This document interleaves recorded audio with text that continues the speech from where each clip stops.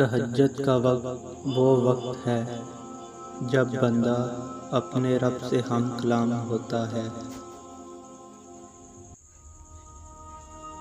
کہانی کو اللہ تہجد تب لاتا ہے جب وہ چاہتا ہے کہ میرا بندہ مجھے منائے، مجھ سے بات کرے، میرے سامنے اپنی جھولی پھیلائے تاکہ وہ اس کی مانگی ہوئی مرادوں پر آمین کہہ سکے۔ وقت اور حالات ہمیں ان راستوں پر چلنے پر مجبور کر دیتے ہیں جن سے ہمیں تکلیف پہنچتی ہے، لیکن وہ راستے ہماری بہتری کے لیے ہوتے ہیں۔ وقت بھی بدلتا ہے اور نصیب بھی، لوگ بھی بدلتے ہیں اور حالات بھی۔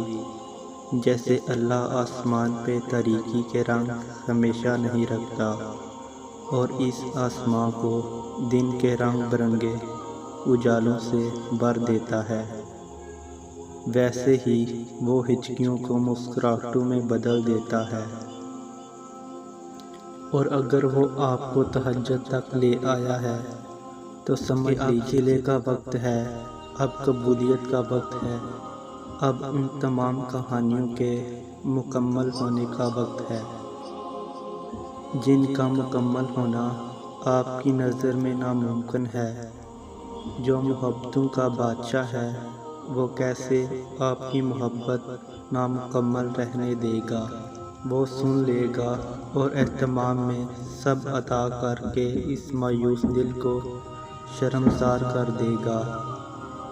تہجد کا سجدہ اپنے آپ میں ہی بہت طاقت رکھتا ہے، اور وقت تہجد مانگی جانے والی دعاؤں کی شدت کا مقابلہ کوئی بھی نہیں کر سکتا، یہاں تک کہ نصیب بھی نہیں۔